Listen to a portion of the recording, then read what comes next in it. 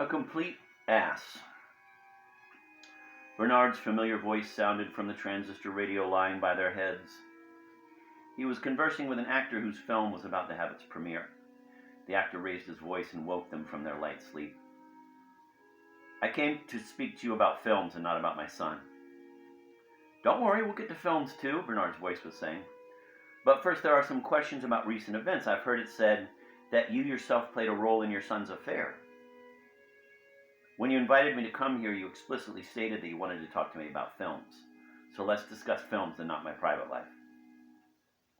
You are a public figure, and I'm asking you about things that interest the public. I'm only doing my job as a journalist. I am ready to answer your questions dealing with films.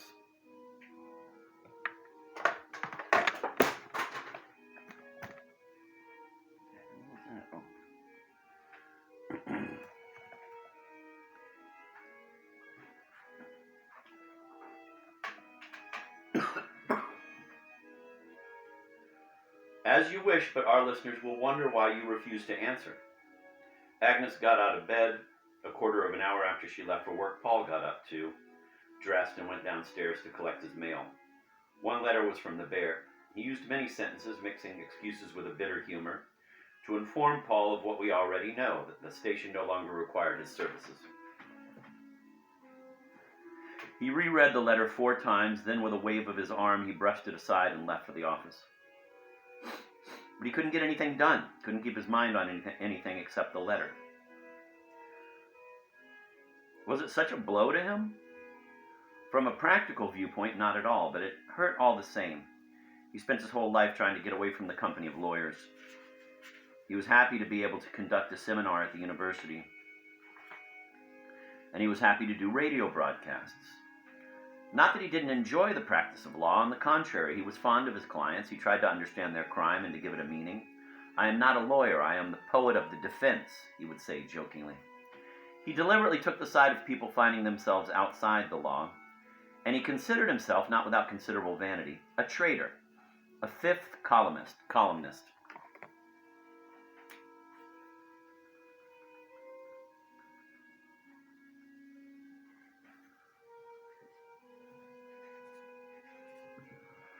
A humanist guerrilla fighter in a world of inhuman laws accumulated in thick tomes that he would take in his hands with the distaste of a blasé expert.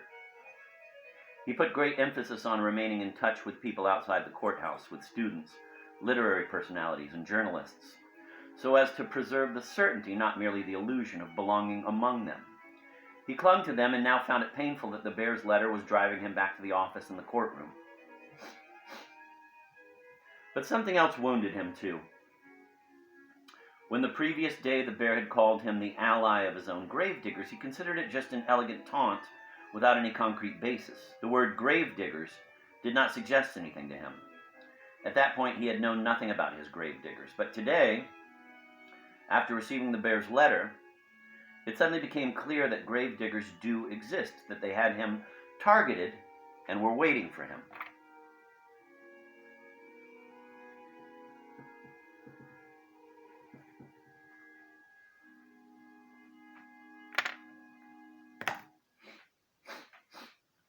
He suddenly realized, too, that people saw him differently from how he saw himself or from how he thought he was seen by others. He was the only one among all his colleagues at the station who was forced to leave, even though, and he had no doubt about it, the bear had defended him as well as he could. What was it about him that bothered the advertising men? For that matter, it would be naive of him to think that it was only they who found him unacceptable. Others must have found him unacceptable, too. Without his realizing it in the slightest, something must have happened to his image. Something must have happened and he didn't know what it was, and he'd never know. Because that's how things are, and this goes for everyone.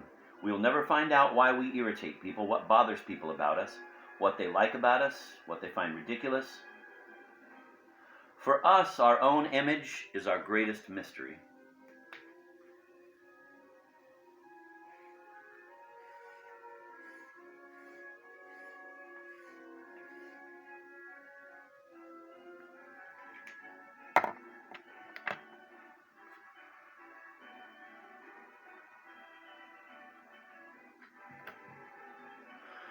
Paul knew that he would not be able to think of anything else all day, and so he picked up the phone and invited Bernard to a restaurant for lunch. They sat down facing each other, and Paul was bursting to bring up the letter from the bear. But because he had been well brought up, he said, first of all, "I listened to you this morning. You cornered that actor as if you were a rabbit." "I know," said Bernard. "Maybe I overdid it. But I was in an awful mood. Yesterday I had a visit I'll never forget. A stranger came to see me, a man taller than me by a head, with an enormous belly. He introduced himself, smiled in an alarmingly affable manner, and told me I had the honor of presenting you with this diploma. Then he handed me a big cardboard tube and insisted that I open it in his presence. It contained a diploma. In color, in beautiful script, I read, 'Bernard Bertrand is hereby declared a complete ass.'" "What?" Paul burst out laughing, but he controlled himself as soon as he saw that Bernard's serious features didn't betray the slightest hint of amusement. "Yes," Bernard repeated in a mournful voice. "I was declared a complete ass." "By whom? Was there a name of an organization?" "No, there was only an illegible signature." Bernard described the whole incident a few more times, and then added, "At first I couldn't believe my eyes. I had the feeling I was the victim of an attack. I wanted to shout and to call the police. But then I realized there was absolutely nothing I could do." The fellow smiled and reached out his hand. "Allow me to congratulate you," he smiled. And I was so confused that I shook his hand. "You shook his hand? You really thanked him," said Paul, trying hard to keep from laughing. "When I realized that I couldn't have the man arrested, I wanted to show my self-control. And I behaved as if everything happening were quite normal and had not touched me in the least." "That's unavoidable," said Paul. "When a person is declared an ass, he begins to act like an ass. Unfortunately, that is so." "And you have no idea who this man was. He introduced himself, after all. I was so flustered that I forgot the name right away." Paul couldn't help laughing again. "Yes, I know, you'll say it was all a joke, and of course you're right, it was a joke," said Bernard. "But I can't help it. I've been thinking about it ever since, and I can't think about anything else." Paul stopped laughing, because he realized that Bernard was speaking the truth. He had undoubtedly thought of nothing else since yesterday. How would Paul react if he were to receive such a diploma? The same way as Bernard. If you're declared a complete ass, it means that at least one person sees you as an ass and wants you to know it. That in itself is very unpleasant. And it is quite possible that it's not a question of just one person, but that the diploma represents the initiative of dozens of people. And it is also possible that those people are preparing something else, perhaps sending a release to the newspaper. And in tomorrow's Le Monde, in the section devoted to funerals, weddings, and honors, there may be an announcement that Bernard has been declared a complete ass.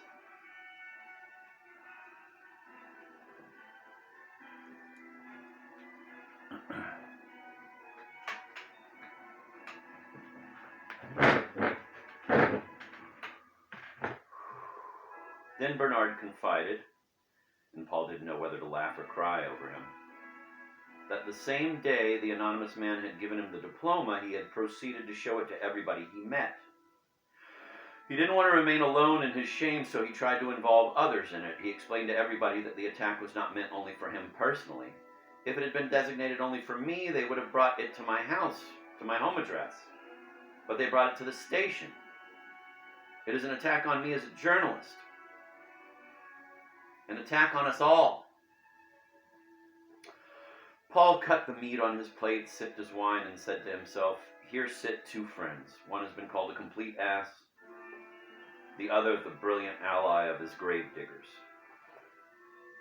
He realized, while his sympathy for his younger friend grew even more poignant, that in his heart he would never again think of him as Bernard, but only as a complete ass and nothing else. Not because of malice, but because nobody is capable of resisting such a beautiful name. Nor would any of those to whom Bernard, in his unwise haste, showed the diploma ever think of him as anything else. And it also occurred to him how decent it was of the bear to call him the brilliant ally of his gravediggers only during their table talk. If he had inscribed this title on a diploma, things would be a lot worse. And so Bernard's grief almost made him forget his own troubles, and when Bernard said, "Anyway, you too have had an unpleasant experience," Paul merely waved it aside. "It's just an episode." And Bernard agreed. "I thought right away that it couldn't really hurt you. You can do 1,000 other things, and a lot better ones to boot." When Bernard walked with him to the car, Paul said with sadness, "The bear is wrong and the imagologues are right. A person is nothing but his image. Philosophers can tell us that it doesn't matter what the world thinks of us, that nothing matters but what we really are. But philosophers don't understand anything. As long as we live with other people, we are only what other people consider us to be. Thinking about how others see us and trying to make our image as attractive as possible is considered a kind of dissembling or cheating. But does there exist another kind of direct contact between myself and their selves, except through the mediation of the eyes? Can we possibly imagine love without anxiously following our image in the mind of the beloved? When we are no longer interested in how we are seen by the person we love, it means we no longer love.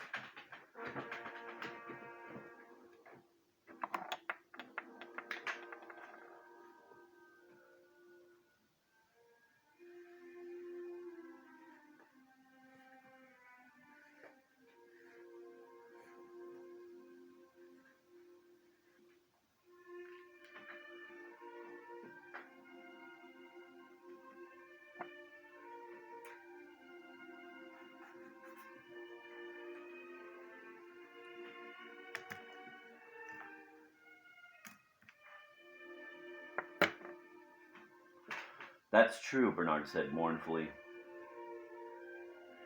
It's naive to believe that our image is only an illusion that conceals ourselves.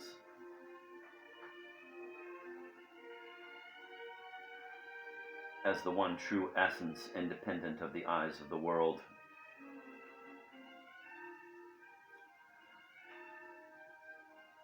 The imagologues have revealed with cynical radicalism that the reverse is true.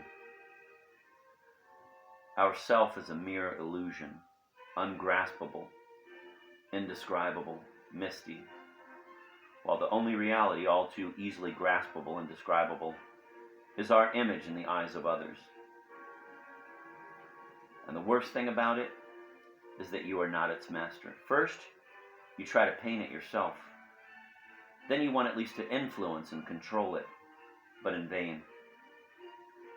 A single malicious phrase is enough to change you forever into a depressingly simple caricature.